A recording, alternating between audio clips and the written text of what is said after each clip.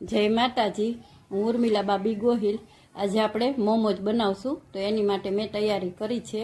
એમાં આપણે કોબીનું છીણ, ગાજરનું છીણ, ડુંગળી અને મીઠું લીધું છે.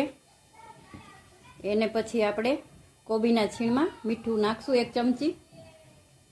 એમાં આપણે ગાજરનું છીણ કર્યું છે એ નાખી દેશું.